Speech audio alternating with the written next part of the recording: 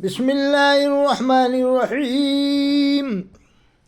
اللہ فرماتا ہے قرآن کریم میں، من یطع الرسول فقد اطاع اللہ، جس نے رسول کی اطاعت کی تو بے شک اس نے اللہ ہی کی اطاعت کی۔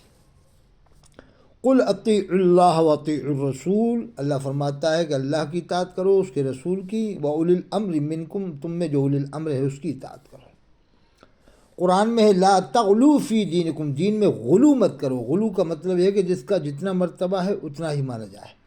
جیسے ہم مانتے ہیں سلسلے وار حضرت ابوبکر، پھر حضرت عمر، پھر حضرت عثمان، پھر حضرت علی کرم اللہ وجہ الکریم، تو ہم سلسلے وار مانتے ہیں۔ تو بعد میں پھر اور درجے ہیں صحابہ کرام کے۔ تو اب یہ سلسلہ جو توڑ دیتا ہے تو پھر وہ گمراہیت کے راستے پر آ جاتا ہے۔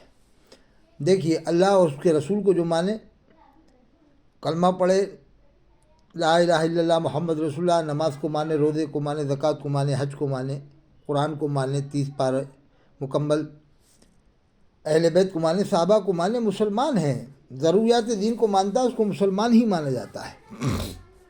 اور ضروریات دین میں سے جو کسی ایک چیز کا انکار کر دے پھر وہ مسلمان نہیں۔ اب دیکھیے آپ، ضروریات دین کے ماننے والے بریلوی بھی ہیں، دیوبندی بھی ہیں، اہل حدیث بھی ہیں، مودودی بھی ہیں، جماعت اسلامی والے بھی بہت بڑا کام کرتے ہیں، اچھا کام کرتے ہیں۔ اب اختلاف تو یہ تو چلتا رہے گا، لیکن جماعت اسلامی والے بھی بہت بنیادی کام کرتے ہیں، زبردست کام کرتے ہیں۔ اختلاف کو الگ رکھو، لیکن کام ان کا بہت زوردار ہے۔ انہوں نے سود و بیعت سے بچانے کے لیے بینکیں قائم کر رکھی ہیں۔ مجھے معلوم ہے بینکیں قائم ہیں، سب سے پہلے بینکیں انہوں نے ہی قائم کی ہیں جماعت اسلامی والوں نے ہندوستان میں۔ لیکن کاش کہ وہ اگر صحابہ کرام کی کھل کر تعریفیں کریں تو ان کے کام میں اور اضافہ ہو جائے۔ یہ مشورہ ہے اہل حدیث، کاش کہ وہ اولیاء کرام کی تعریفیں کرنے لگ جائیں تو ان کے کام میں اور اضافہ ہو جائے۔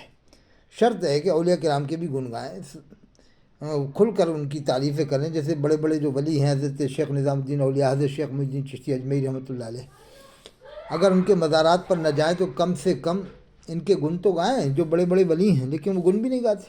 خیر، اختلاف اپنی جگہ ہے۔ اب بریلوی دیوبندی یہ دونوں تو صحابہ کو ہی مانتے ہیں، اہل بیت کو ہی مانتے ہیں، چاروں اماموں کو ہی مانتے ہیں، چاروں سلسلے ہی مانتے ہیں۔ یہ تو کنفرم ہے کہ مقلد ہیں، اور مقلدوں کی تعداد دنیا میں سب سے زیادہ ہے۔ اللہ کے رسول کا فرمان ہے اتبعوا سواد الاعظم، سواد اعظم کی اتباع کرو، یعنی کلمہ پڑھنے والوں میں جن کی اکثریت ہو پوری دنیا کے اندر، جن کی اکثریت کلمہ، جیسے پوری دنیا کا حساب لگایا جائے گا، پوری دنیا میں کلمہ پڑھنے والوں کی اکثریت کا، پوری دنیا میں کلمہ پڑھنے والوں اکثریت جدھر ہو، یعنی اکثر حصہ 90% یا 80%، حضور کا فرمان ہے سواد اعظم کی اتباع کرو، یعنی امت کا بڑا طبقہ جدھر ہو۔ اللہ کے رسول نے فرمایا میری امت گمراہی پر جمع نہیں ہوگی، یعنی حضور نے فرمایا میری امت گمراہی پر جمع نہیں ہوگی۔ تو 20 رکعت تراویح پڑھنے والے پوری دنیا میں زیادہ ہیں، 4 امام کے ماننے والے پوری دنیا میں زیادہ ہیں، 97-98% سمجھ لو۔ وہ کعبے کے امام کے پیچھے پڑھنے والے نماز یہ پوری دنیا میں سب سے زیادہ ہیں، 99% لوگ نماز پڑھتے ہیں ان کے پیچھے، یعنی دنیا کے بڑے بڑے عالم، قطب، ابدال، ولی، غوث، جو بڑے بڑے مرتبے والے ہوتے ہیں، سب کعبے کے امام، مسجد نبوی کے امام کے پیچھے نماز پڑھتے ہیں۔ جو نہیں پڑھنے والے وہ 1% بھی مشکل سے ملیں گے آپ کو۔ جیسے 50 لاکھ میں سمجھ لو کہ 2000 یا 5000 نہیں پڑھتے، باقی 49,90,000 لوگ تو سمجھ لو 80,000 یا 90,000 لوگ پڑھتے ہیں۔ اب میں کچھ بریلویوں کی باتیں بتا رہا ہوں، سنو، آپ خود سمجھو گے کہ بریلوی کیا کیا بکتے ہیں۔ دیکھو آپ، یہ دیکھو یہ کیا بک رہا ہے، پاکستان کا بہت بڑا خبیث ہے۔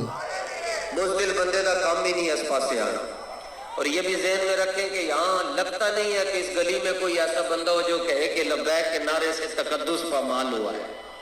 جیسے کہا گیا داتا صاحب کے سٹیج پر کہ رحمت للعالمین میں تراویح نہیں ہوئی، تقدس تب پامال ہوا جب سٹیج فائر ہوئے۔ ساری زندگی یا رسول اللہ کہتے ہی نہیں سن، تسی بھی لانا ہے، پاڑیاں نسلوں نے بھی لانا ہے، لیکن رو رو کے لان نہ لو، بہتر ہے کہ خوش ہو کے لاؤ لبیک۔ اے سارے نہ لو بڑا وظیفہ ہے لبیک، ہاں تمہارے لیے، جب دونوں جان رسول اللہ کے لیے تو زبان کس کے لیے؟